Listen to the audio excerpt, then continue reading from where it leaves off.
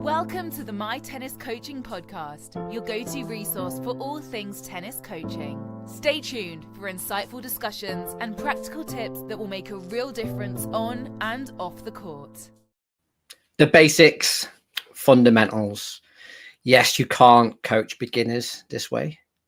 Welcome, as always, to the My Tennis Coaching Podcast. My name is Steve Whelan. I hope you're well. We are live, as always, on YouTube. I hope you're all well. It is still absolutely roasting hot here in the UK. But the good news is Wimbledon's next week, so we're pretty much guaranteed some rain. Hope you're well. Yes, so this week I delivered 2 days of a coach qualification for a national governing body. And as always, there's quite a lot of questions around methodology of coaching, especially with me. Quite a few people recognize me from social media, YouTube, and stuff like that. So when we're talking about techniques and coaching philosophies and methodologies, I normally get very similar questions, and I did this week as well. So what I thought I'd do on today's podcast is a bit like a Q&A, or Ask Me Anything, AMA, I believe it's called on social media. I'm still hip. So I thought I'd put the questions up on the screen. I'll just sort of go through each one. And these are very common questions that I get every single day, whether it be face-to-face on coach education or whether it would be on social media and even like on Instagram this week and YouTube comments and LinkedIn. These sort of 3 or 4 core questions always get brought up. So we're going to tackle those questions today. If you are joining me live, do feel free to leave a question, comment in the box as well. So yeah, so things like basics, fundamentals, beginners, like surely we have to teach them very principle or fundamental techniques. So let's tackle some of these questions. So on Tuesday, I think it was, we were wrapping up 2 days of coach education, and I did a session on observation and analysis, like how I observe and how I analyze players through my lens, from a slightly ecological lens, but very tactical lens as well. Because the course that I was doing was not about ecological dynamics or ecological psychology. It was a coach qualification. But for me, it's like context. Like we have to look at the game. So we have to look at the player's relationship with the game of tennis and their ability to play tennis. And tennis for me is a very simple game. Put the ball in the position where your opponent can't get it back. That's all you have to do. It's not a game of long rallies. It's not a game of hitting the ball to and fro from each other. It's a game of, well, it's a sport, it's a competition of putting the ball in the position where they can't get it back. So I spent about an hour going through my lens, how I look at it from a tactical position and looking at a player's intention and attention.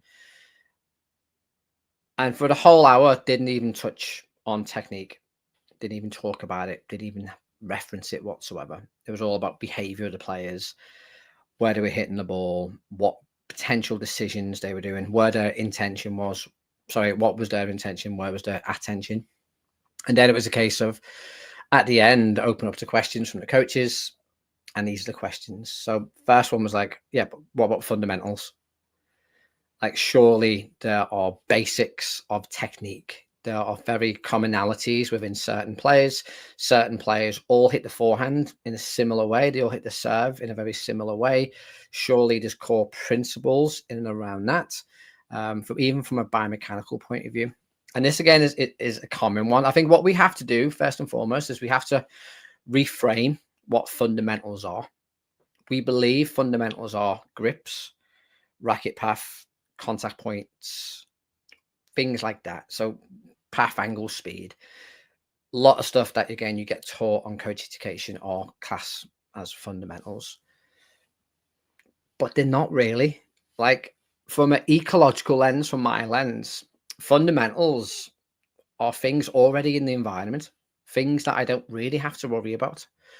So if we look at it from a constraints perspective, we've got the task, the environment, and the individual. Each one is under some form of constraints. Let's look at the environment first. So lawful properties like gravity has a huge impact on how we play tennis, because what goes up must come down. So therefore, when we hit the ball and we manipulate the ball, gravity is a fundamental. It's an ever-present part of the game. We can't defy gravity. That's a fundamental. Physics, Newton's first and second law, like an object generally will not move unless force is applied. Like a a ball. Like a ball's not going to move on its own. It's not free thinking. So you've got to move it with force. And then depending on where you put the force, the ball will travel in that direction. That's also known as contact point. So when we look at fundamentals, what we have to understand is in the environment itself, there are core fundamentals, things that we don't have to worry about because we deal with them all day, every day. If we look at the task fundamentals or the task constraints, I have to hit the ball cross court with a serve.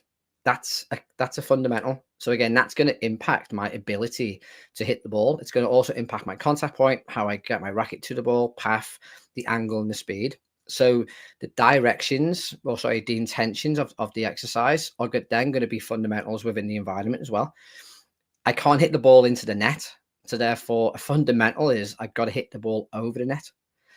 So we need to rethink these fundamentals. The body can only move in certain planes. My elbow can only move across a certain plane.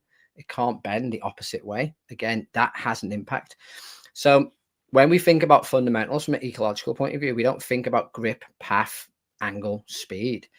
We think about constraints. And those constraints generally are already within the environment. We don't have to worry about them. When it comes to things like grips, I change my grip all the time on my forehand. And grips are dependent on so many variables: court surface, where about in the court you are, your intention. Like if I'm defending, my grip is going to be Eastern continental. I'm going to block the ball back. If I'm trying to sort of push my opponent back and sort of maybe jam them up, I may sort of use a semi-Western grip. If I'm trying to stretch with a lot to spin and get the ball to kick more, I might use a full Western grip. If I'm playing on clay, different grip. Grass, different grip. Hardcourt, different grip. So again, it's not a fundamental. The grip isn't a fundamental. The grip needs to be completely adaptable. Contact point, again, completely variable, changes all the time. Racket path, again, goes back to individual constraints. If I'm really, really tall, I could probably afford, or the invitation is to go a lot flatter. If I'm small, which I am, I'm 5'10", 5'11" on a good day, I have to go low to high a lot more. So fundamentals are all around us. They're just constraints within the environment, the task, and the individual that we don't have to worry about. And what happens is we try and teach one fundamental. We try and teach one grip, one racket path, one racket speed, and then we lose the adaptability. So by teaching a basic, a fundamental, you're actually not teaching the game, because the game is highly variable. It's highly open and dynamic. So when you focus on a basic way of playing, you're actually taking away a lot of the game. And like I mentioned just there, like a lot of these fundamentals are already in the environment. They're already there. We don't have to really worry about it. But as coaches, we have this mindset of, I need to teach the players these things. And also, and we'll get on to beginners in a few minutes, but like beginners don't need to be taught how to play the game. The environment, the rules of the game already invite players to take certain actions as well. So we don't need fundamentals. We need to rethink what fundamentals are. And generally speaking, we don't have to worry about it, because a lot of the fundamentals will be in our practice design, how we set up our games, or just in the environment anyway, or the human body. Like the individual, the player will come to you with their own constraints. They'll have their own way of moving through the world. So we don't need fundamentals. Fundamentals are a nice thing to sell as a tennis coach, like the basics of tennis. Again, it's a classic thing of, you need lessons before you play, because I'll need to show you the basics of the game. The basics of the game are already there. Don't have to worry about it. But what about injuries? And this was a question that got sort of leveled at me this week. Yeah, but what about injuries? Surely if you've got crazy or weird technique, you're going to injure yourself. No, you're not. Because when you start playing the game, your body starts to what we call self-organize. It starts to find its own movement solution, and it will look really quirky and weird at the start. Again, that's called degrees of freedom. I did this a few weeks ago on the podcast. When, as coaches, we go in and we look to put a model on a player, a technical model of, okay, your feet have to be here, the grip has to be this, and you have to swing low to high. In that situation, what tends to happen, we're more likely to injure the player, because we're forcing a model on the player that the body, one, isn't used to, and two, might not be suitable for. So when we start changing grips and stances and getting the players to swing different racket paths and different racket speeds, we don't take into consideration the individual constraints of the player. So therefore, we're more likely to cause injury. And again, a great example of this is we've had a player recently who has like almost a full Western grip on the serve, which is really weird. And yes, that's going to come under some challenge when he gets older. He's red at the moment, but when he gets to orange, green, and yellow, that is going to be a bit of an issue, because he won't be able to sort of get the ball to go over the bigger distance and stuff like that. He's not going to injure himself because his body's has already adapted around the grip. So what he needs to do is adapt his grip as the demands the game change. He's not going to injure himself. Again, you're more likely to get injured by someone imposing a technical model on you. And I said this to the coaches this week on the qualification. You have to remember, like, and this is no dig at tennis coaches, but the vast majority of tennis coaches across the world have no clue about biomechanics. They've got no clue. They've got no clue about how the human body moves. They have no understanding of sports science, no understanding of biomechanics. Obviously, they have maybe a very top level overview of a technique. That's not a dig at tennis coaches. That's just the coach education system. Like, you can get qualified here in England over 9, 13, 15 days. 15 days, and you can be a level 3 qualified coach. That's nothing. 15 days is absolutely nothing. So what happens is coaches just think of these very basic models and they just implement it on the player. No background in sports science, no idea of biomechanics and stuff. So there is an injury risk there. Now, when you get to a very high level of competition, so when you start looking at professional players, obviously the demands on their body is bigger. It's a lot more. The more volume, more intensity, a higher tempo, more stress and wear and tear in the body. That's where your biomechanical analysis might come in. And they may get 1 or 2% more from the athlete. When you're working with Carol down the club, who's 75, you don't have to worry about biomechanics, because again, Carol will just adapt her movements around the situation, the task, and her own individual constraints. She's not going to injure herself. She really isn't. So we're more likely to injure players by forcing models on them. Again, just knowledge of how the body works, how biomechanics work. It's all a bit crazy. And like, even I've seen some clips this week of biomechanical analysis on social media, and a lot of the time it's out of context. So it's like when they're being fed a ball. So it's not even in match situation. They're generally standing still, and anyone can draw pretty lines on a video and sound really clever and talk about inertia and ground reaction force and shoulder over shoulder rotation and internal rotation.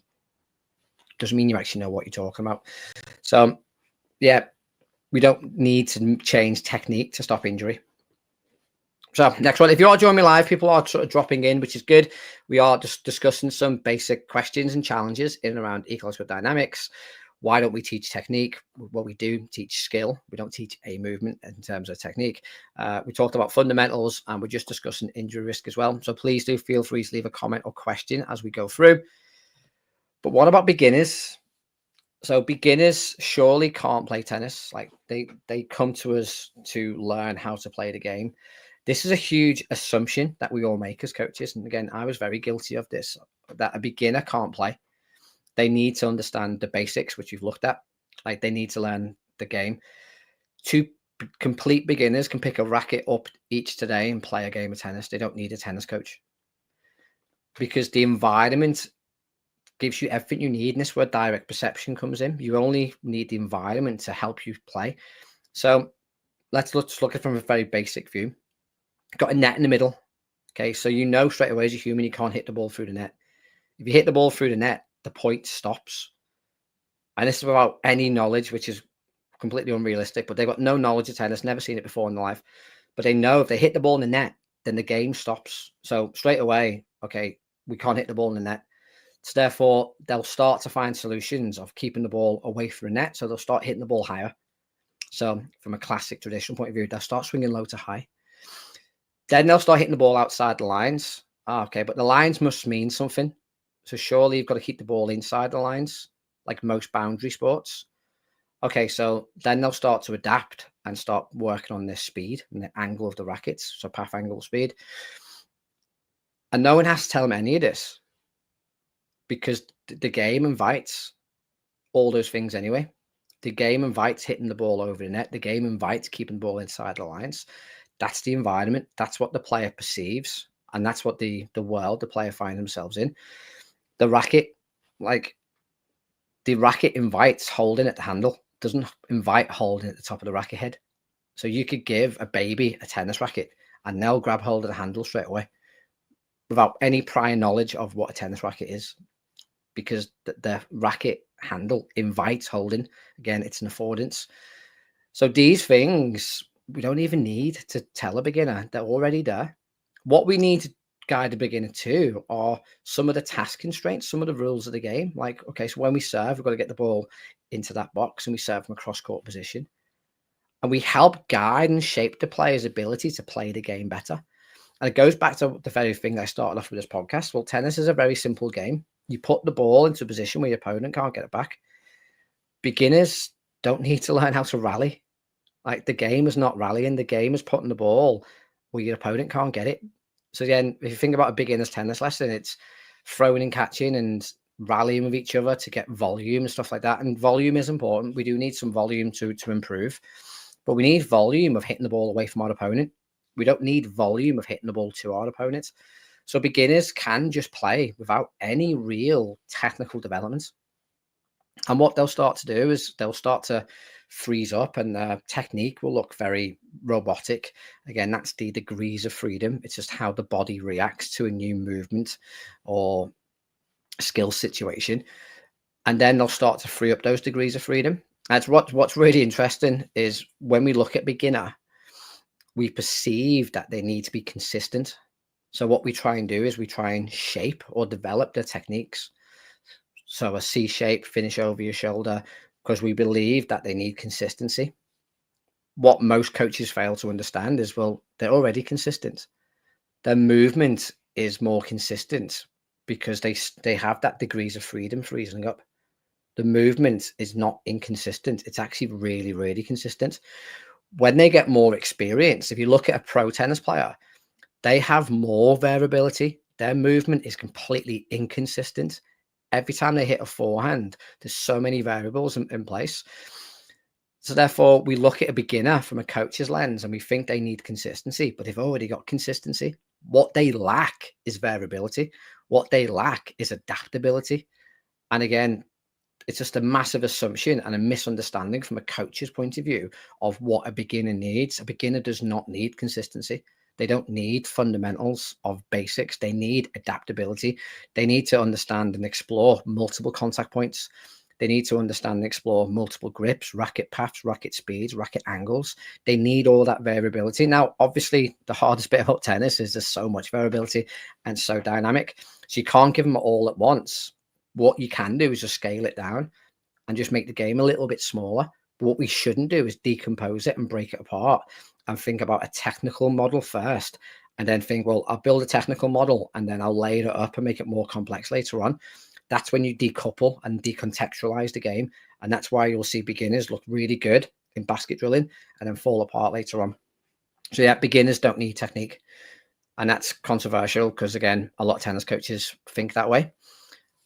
But also, again, listen, I'm a tennis coach. It's a good selling point, though, isn't it, for lessons? Like, you need tennis lessons before you play tennis.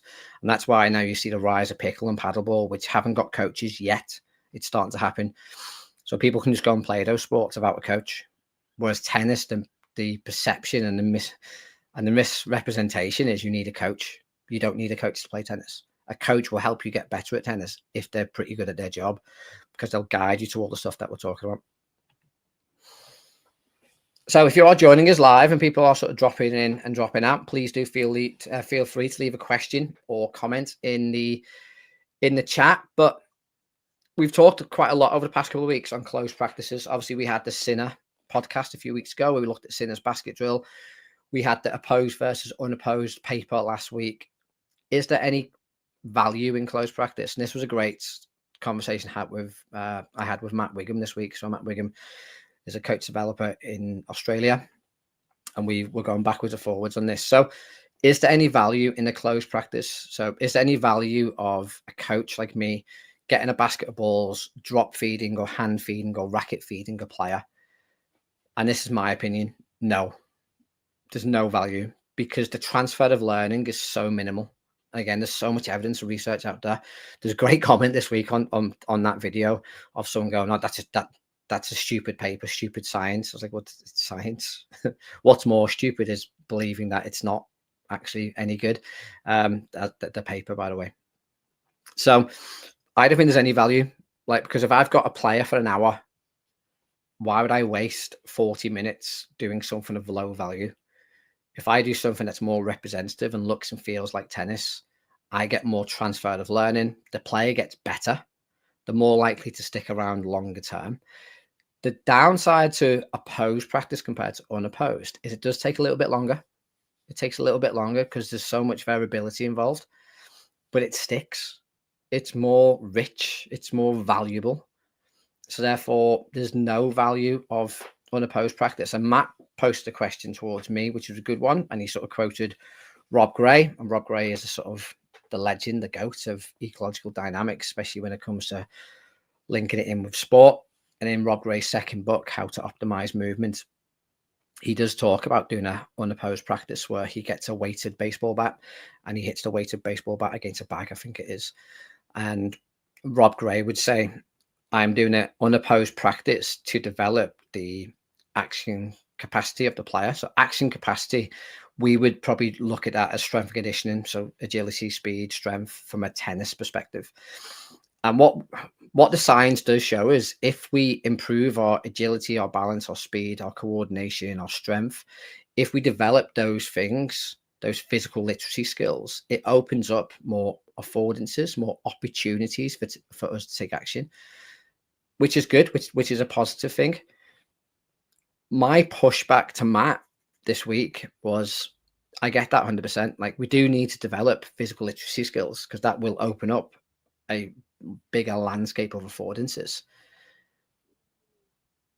However, if you've got a competitive player who's playing 2-3 times a week, they'll be getting that physical literacy development in their strength and conditioning sessions. If you've got a pro player, they'll have a strength and conditioning coach. So they're already getting all that stuff done. You don't need to worry about it as a tennis coach. You can just focus on the skill acquisition for tennis. The physical literacy and developing those key skills are already done for you. If you're at a local level and you've just got once a weekers who come into your session, those kids will be doing other sports. They're getting those physical literacy skills developed in other sports. They're also playing at school, at break time and at lunchtime. So they're developing their agility, their balance, and the speed. Also with kids, what you have to understand is they're growing super quick and super rapid. So they're already developing a lot of those skills. So we don't need to do it. We don't need to spend time they're sort of developing the action capacity of the players, their agility, the balance, the coordination, the speed, because it's already been done. It's been done for us outside of tennis. So if you've got these kids once a week, why would you waste 40 minutes a session throwing and catching and jumping and running through hoops and honkers and hooters when they can be playing tennis? Because the tennis will make them better at tennis. And yes, there will be a very small crossover because the action capacity will develop. So I don't think there's any value whatsoever. And again, confidence is another one that gets thrown at me. Yeah, well, we're isolating the skill to build confidence in players. That confidence is built on such fragile ground because when you put the player back into an open, dynamic, and pressured situation, that confidence disappears. You're more likely to develop confidence within context. So if you're developing players to play matches, you're better developing that confidence in matches. If you're working with a player on being efficient and effective with their forehand, it's better to building that up in context, i.e. playing points or them trying to use the forehand to problem solve and decision make. So there's very little value, I believe, in close practices. I know, and again, I'm not saying that you shouldn't absolutely do close practices at all. I personally have constrained myself. I've not done a close practice in a private lesson for going on 5 years. I just don't see the value in it. I think there's definitely a better and more representative way of doing it. And listen, if you're listening, if you're watching this live or on the replay, let me know in the comments. Why do you do basket drilling? I asked a coach this week, and I'm not going to name the coach, but and he'll know who he is. And he's doing a basket drill of unopposed serving. And when I sort of ask him about it, it's like, yeah, it's too early. It's really early in the morning. I'm really tired. Great. So you know that it's not really valuable, but you're still doing it, which is fine, I guess. Each to their own. But that's about it. So they're the sort of key questions. We've got no questions today, but it's quite a quiet day on the old stream. Probably been the quietest sort of podcast I've had since we've gone live on YouTube. Obviously, everyone's out enjoying the sun or watching the tennis. I don't know. So there's no questions today, which is a bit of a shame. Listen, hopefully you found it interesting. If you do have any questions and you've watched this on the live stream, on repeat, or you listen to it on Spotify on demand, leave it in the comments for me, and I'll either address the question directly in the comments, or I may address it next week. Next week, I'm actually at Wimbledon. So I'm at Wimbledon Monday to Friday. So if you're at Wimbledon next week, drop me a DM on Instagram and just let me know that you're there, and maybe come say hi. I'll probably be on the hill or on sort of roam around the outside courts. I'll be there Monday to Friday. That's the plan. Obviously, if there's any bad days weather-wise, I probably won't go across. So at this moment, I plan to be at Wimbledon next Friday. I might just do a live stream from Wimbledon and just talk some tennis about my week, because I'll probably be there all week. So yeah, just keep an eye out for that. Until next time, have a great week, and I will see you soon. Take care. Thank you for tuning in to the My Tennis Coaching Podcast. If you enjoyed today's episode, be sure to subscribe so you never miss an update.